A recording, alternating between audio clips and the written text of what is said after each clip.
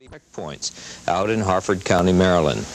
They're hoping these roadblocks, we're seeing one right now live, will help find drunk drivers and keep them off the road. Colonel Johnny Lowe of the Maryland State Police is there. Colonel Lowe, can you hear me there? Yes, I can, Greg. Have you caught anybody yet? No, we have not arrested anybody for DWI yet, Greg. We've pulled several people over for further testing. What are you doing? Is it every car that comes through you stop them? Every car that comes through, we stop. Every car. How can you tell? If you stop my car, stop me, how could you tell whether I was drunk or not? Okay, when the vehicle is stopped, the operator is advised by the trooper the reason for the sobriety checkpoint, at which time the officer looks for several obvious things with a drinking driver.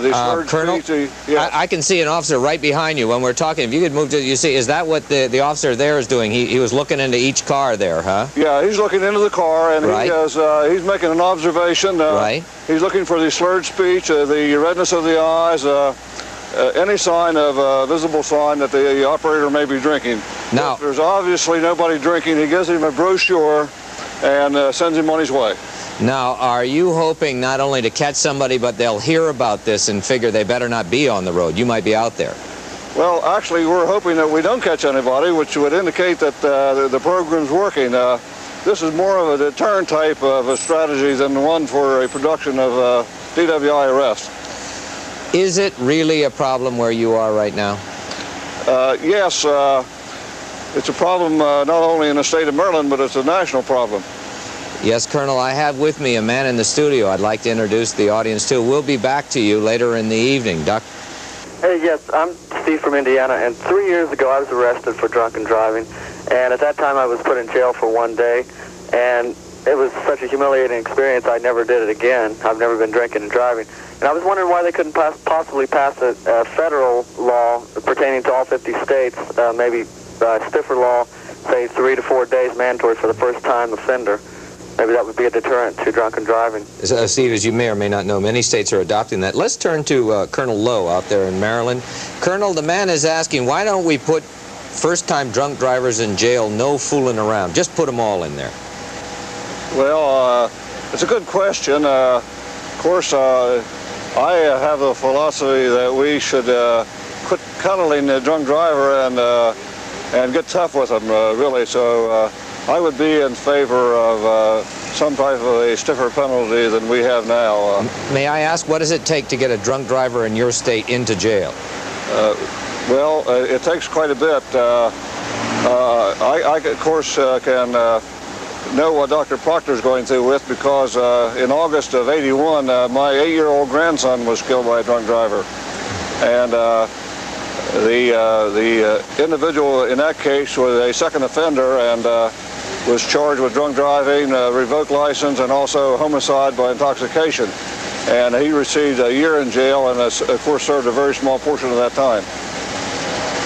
Hold on just a minute. I'd like to go back to the phones now. Yes, you have the last word. Go ahead. Yes, I'd like to find out, where is the line drawn on the constitutionality of stop and searching? And if they find something in a person's car that has something to do with alcohol and it's not, shall we say, legal, are they responsible for that action as well?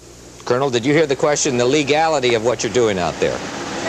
We have a question here of legality of your stop and check, I guess is what he said. Okay, it would be the same as any other type of observation. If you see some type of drugs or other type of contraband that would be illegal, the officer sees it in plain view, he of course could make an arrest. He cannot search a vehicle. That would definitely be illegal. But if he sees it in his view, he could take action. Okay, sir, I'd like to ask both of you to stand by, and we'll be right back. And we'll be taking... Lost 5 members of his family on Christmas Eve last year, and you're on... You have the last word. Go ahead. Yes, I'm from Florida. I have a question in regards to the bartender being responsible for the actual serving of quantities of liquor, and in some states it is a law that a bartender could be held responsible. How do you feel about it, officer? Let's begin with the doctor. You know, he just said an interesting thing. The barmaid said she'd served this guy 9 beers. That's right. And then let him go out the door. That's right. She's saying, what about that responsibility? Well, the judge clearly made it a point to say that it was not just the person himself who was responsible, that it was, in fact, he blamed the people who threw the party. But I think that the time has come when we're going to have to all consider ourselves responsible for the problem and begin to work the problem. Let's ask the Colonel that. Colonel, if a man leaves a tavern down there after having 8 or 9 beers and wrecks the car, is the tavern responsible at all? Well, the tavern owner has a responsibility not to serve an intoxicated person. However, I don't know whether it's been tested in court yet, Greg. How do you feel when you pick up an obviously blind drunk driver? Aside from the legality, do you want to just shake him by the neck? Well, not really. We're trained not to do that, Greg.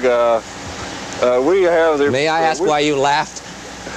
Why did you laugh? I guess, you know, when you shake him by the neck, I guess maybe the reason I'm laughing is because I'm cold. No, we don't shake him by the neck. It's very discouraging at times when you see those people as drunk as you just described there, and we process them through the regular routine system that we have. Okay, hold on just a minute. You have the last word. Go ahead. Yes, I'm from Virginia. I'd like to know why drunk driving programs aren't directed towards the parents instead of children. Aren't directed... The last word. Go ahead. Yes, this is Austin, Texas. Can you tell me which generation of people have more alcohol-related traffic accidents? That's the middle good. class or the older? Sure. Colonel? Yes. Which generation has the most alcohol-related accidents and arrests? Is it kids or middle-aged people? The age between 18 and 24 has a very high accident rate on the alcohol-related accidents. In Maryland last year, we experienced about, of those at-fault drivers, about 60% of the drivers were at fault, had a very significant high level of blood alcohol. Okay, hold on just a minute. You have the last word. Go ahead. Hi, I'm from Williamsville, New York. If the legal age for drinking was raised, do you think the problem would be alleviated? Okay, let me start with the Colonel, and then I'd like to come to the doctor. Colonel, do you think you should... What is the drinking age in Maryland? The drinking age is 21 years old now. It was raised by the last session of the legislature. Do you think it'll do... It used to be 18, was raised to 21. What about that? Do you think it'll do any good, make a difference? Oh, yes, sir. I think it should be in every state. The basic problem is education. We've got to begin with our young people, and just like Phil Donahue said, we've got to give them the impression that it's all right not to drink. And that has to be started, that process has to be started very young. And we've got a whole generation to raise before we're going to see any major change in behavior. Okay, finally, Doctor, you have your first Christmas coming up since that terrible accident. How does one get through? Well, don't isolate yourself. If you have this, and by the way, while we've been talking, one person has died of an auto accident caused by drunken driving. I think the main thing is don't isolate yourself. Go on living, believe in life, keep the same friends, and do the same things that you've been doing so you don't isolate yourself. Thank you, Doctor. Stay with us. We'll be back. And no more calls, huh? Let's go for a last word with our state policeman in Maryland. What do you think, Colonel? Before this night's over, will you catch a drunk driver at that check stop? I would suspect that we will. We'll move from this location to several other locations. I would suspect before the night's over, we'll catch several drunk drivers. Okay, sir. Thank you for sharing this evening with us. Maryland, beware. No show on Monday. That's football night. Phil and I will be back Tuesday.